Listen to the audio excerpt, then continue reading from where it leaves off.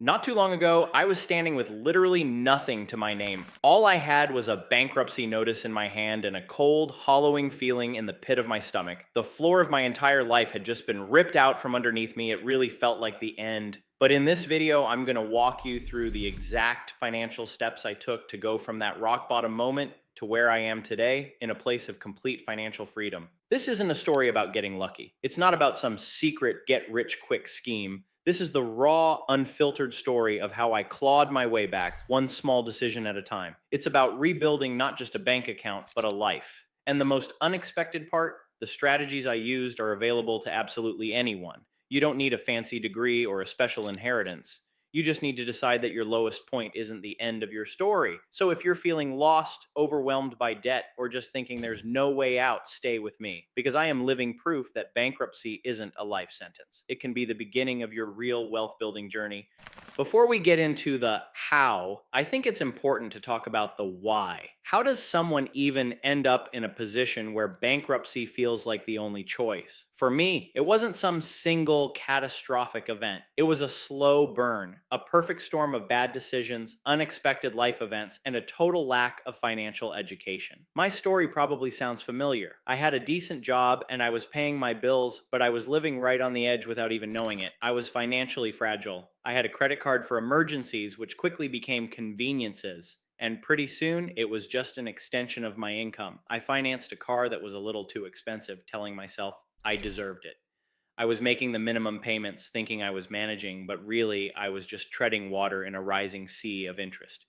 Then the first domino fell. The small business I worked for downsized, and my stable job vanished overnight. I got a severance package, but it wasn't nearly enough. Panic started to creep in. I started swiping my credit cards for everything: groceries, gas, rent, telling myself it was just temporary, that I'd land a new job any day. But the job market was brutal. Weeks turned into months, and right on cue, the universe threw another punch: a medical emergency. A sudden hospital trip that my insurance didn't fully cover left me with a stack of bills I couldn't even look at. The constant worry about money started taking a serious toll on my mental health. The stress was a physical weight, making it even harder to focus on finding work. I was drowning. The collection calls started, first a trickle, then a flood. Every time the phone rang, a jolt of fear shot through me. I felt this intense shame and failure, so I started avoiding friends and family, embarrassed to admit how bad things had gotten. Our society so often ties self-worth to financial success, and by that measure, I was a complete failure.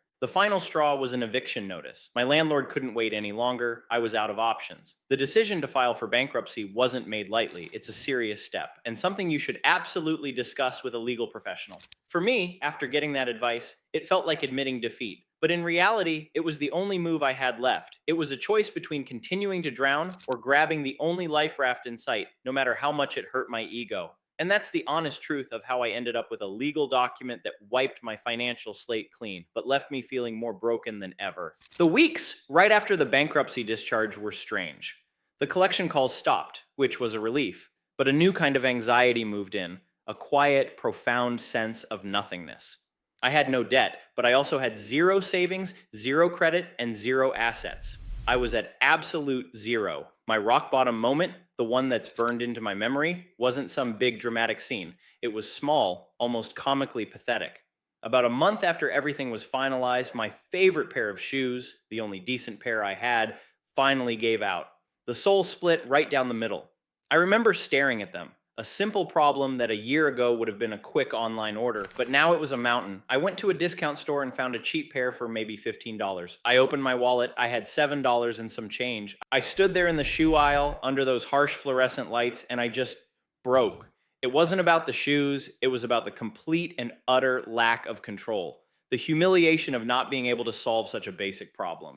I was a grown adult who couldn't afford a $15 pair of shoes. In that moment, all the excuses, all the blame, and all the self pity just vanished, replaced by a cold, hard clarity. I was done. Done feeling helpless, done being a victim of my own circumstances. I walked out of that store, my broken shoes flapping with every step, and I made a promise to myself: Never again. Never again would I be in a position where my life could be destroyed by a job loss or a medical bill. Never again. That was my aha moment. It wasn't a flash of genius, it was a surge of defiant anger. I realized that bankruptcy wasn't a judgment on my worth. It was a tool, a brutal, painful, but necessary reset button. The slate was clean, and for the first time, I didn't see it as a failure. I saw it as a starting line. From that day on, my financial recovery became my obsession. I decided to stop mourning the life I'd lost and start building a new one, brick by boring brick. I would become the architect of my own financial future, and this time it would be built on solid rock. All right, this is the part you're probably here for, the how. What did I actually do? My journey back wasn't one giant leap. It was a series of small, deliberate, and sometimes painfully slow steps. Step one, the immediate aftermath and the mindset shift. The first 90 days were all about mindset. Before I could fix my bank account, I had to fix my thinking. I was dealing with a nasty cocktail of shame, fear, and guilt. It's so easy to wallow in that and just decide you're bad with money. I had to consciously, forcefully reject that story. The most powerful thing I did was reframe the bankruptcy. Instead of a failure, I started calling it the Great Reset. It was day zero of my new financial life. This wasn't just a word game, it was a mental shift that let me focus on the future.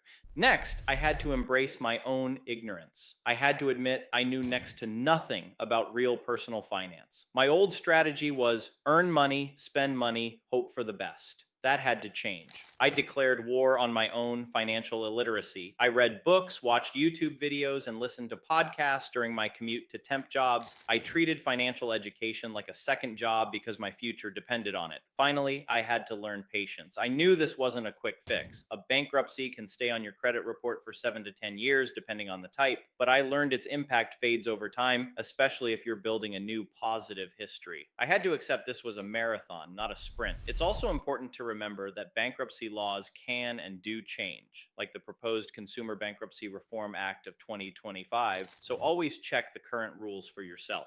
Step 2, creating a bare bones survival budget.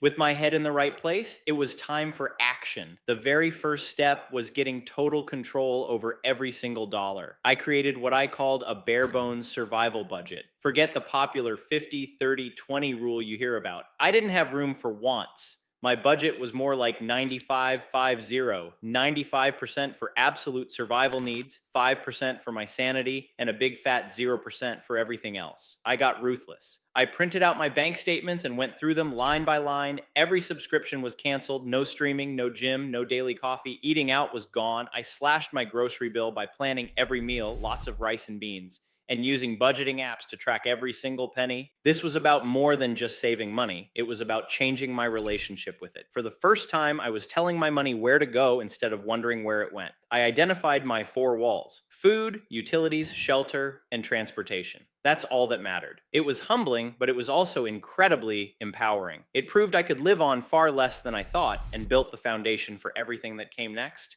Step 3, the slow climb of rebuilding credit. This felt like the most intimidating mountain to climb. A bankruptcy filing can tank your credit score, but rebuilding credit is a systematic process.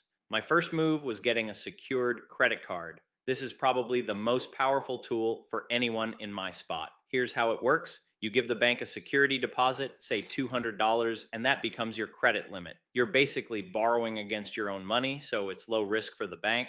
I got a card with no annual fee, put down a $200 deposit, and this is the critical part. I did not use it like a normal credit card. I treated it like a debit card. I put one small recurring bill on it, a $12 streaming service that fit in my 5% sanity budget. The bill would post, and I'd pay the $12 balance in full the very next day. I never, ever carried a balance. The goal wasn't to borrow, it was to prove I was reliable. Your payment history is a huge part of your credit score, so those on-time payments are everything. About 6 months later, I went to a local credit union and got a credit builder loan. This is another fantastic tool. The credit union lends you a small amount, maybe $500, but puts it in a locked savings account. You make small monthly payments on that loan, and at the end of the term, they give you the $500 back. From the credit bureau's perspective, you just successfully paid off a loan. Between the secured card and the credit builder loan, I was adding two new lines of positive credit history. Within 12 to 18 months, my score started creeping from poor into the fair range. It was slow, but it was tangible proof that my discipline was working. Step 4, the war on income. Drastically increasing my earning power. Budgeting is defense. It stops you from losing ground, but you can't win a war playing only defense. To truly build wealth, you have to play offense. I had to drastically increase my income.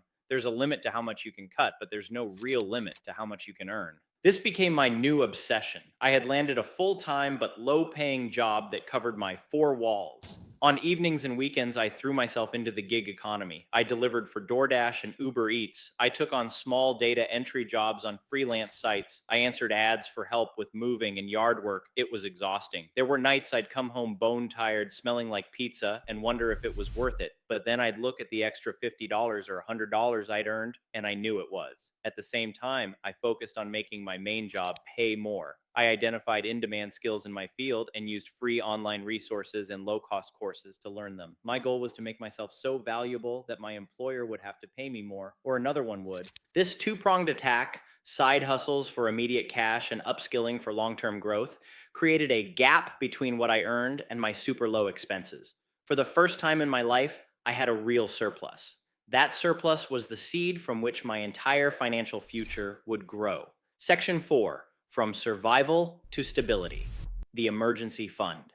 For years, I lived with a constant hum of financial anxiety. The fear of a car repair or an unexpected bill was always there. I knew I could never live like that again. The surplus I was creating had one critical mission: build a fortress around my life called an emergency fund. Financial experts often suggest a fund covering 3 to 6 months of expenses. From zero, that felt impossible. So my first baby step was just to save $1,000. I opened a separate, no fee, high yield savings account at a totally different bank. This was a psychological trick to make the money out of sight and slightly harder to access. I set up automatic transfers for every payday. Before I paid anyone else, I paid myself first. Hitting that $1,000 milestone was a moment I'll never forget. It was more than money, it was a buffer. It was breathing room. It was the first time in years I felt a genuine sense of financial security. But I didn't stop there. I kept the automatic transfers going, aggressively funding the account with my side hustle money until I had a full 6 months of my bare bones living expenses saved. This is also a great point to consider talking with a financial advisor. They can help you set the right goals for your specific situation. That cash reserve completely changed my psychology. It was the stable foundation upon which all future wealth could be safely built. For the first time in my adult life, I had power. I had a rock solid emergency fund, no high interest debt, and a monthly surplus. It was time to make my money start working for me. It was time to invest. Let me be clear: investing after bankruptcy is terrifying. You've just lost everything, and the idea of putting money at risk feels completely wrong. But once your foundation is secure, it is the single most important step toward building real wealth. I didn't try to be a stock picking genius or a day trader. I went with the simplest, most proven strategy: low cost index fund investing. I opened a Roth IRA, a retirement account where your investments can grow tax free. My very first investment was a simple S&P 500 index fund. With this one fund, I owned a tiny piece of the 500 largest companies in the US. I wasn't betting on a single company. I was betting on the long term growth of the American economy as a whole. Just like with my savings, I automated it. Every month, a set amount was automatically invested, a strategy called dollar cost averaging. I invested whether the market was up or down. Watching that account grow was a totally different feeling. This was my money having babies. It started small, but over time, the power of compound interest started working its magic. This was the move that truly shifted me from just being stable to actively building a net worth. It was the pivot from digging out of a hole to building a skyscraper. I know this process of starting to invest, especially picking those first funds, can feel overwhelming, but it's the most crucial step in turning your savings into wealth. If this journey is resonating with you and you want me to do a deeper dive into exactly how to choose those first investments, the difference between a Roth IRA and a 401k, and the specific funds I started with, make sure you subscribe. I'm incredibly passionate about this topic, and I'll be covering it in detail very soon.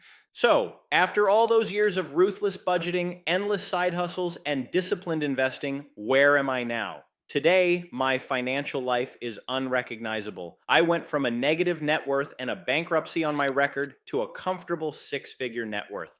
But let me tell you what that really means. It's not about the number on a screen, it's not about fancy cars or luxury vacations. The real wealth is the freedom. It's the freedom from fear. It's the peace of mind knowing that if my car breaks down, it's an inconvenience, not a catastrophe. It's sleeping through the night without that knot of financial anxiety in my stomach. It's the freedom to make choices based on what I want to do, not what I have to do. It's helping a family member without putting my own stability at risk. It's having a fully funded emergency fund, maxing out my retirement accounts, and watching my investments grow. The bankruptcy is still on my credit report, a quiet reminder of my past, but its power over me is gone. It's just a chapter in my story. It doesn't define me anymore. I have a great credit score now, not because of a trick, but because of years of consistent, responsible habits. I built a life where I am in complete control of my finances.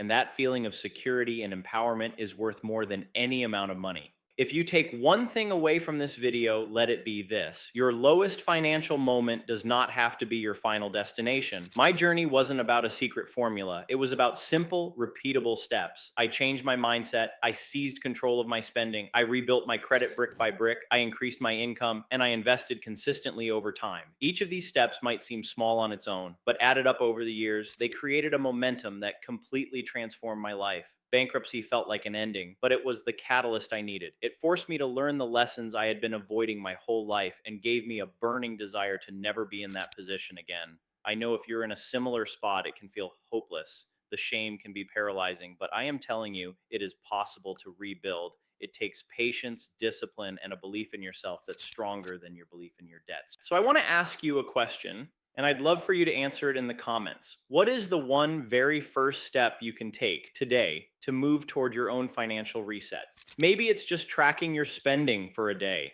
Maybe it's researching a secured credit card. Whatever it is, that first step is the most powerful one. Remember, if I, the guy who once couldn't afford a $15 pair of shoes, can do this, you absolutely can too.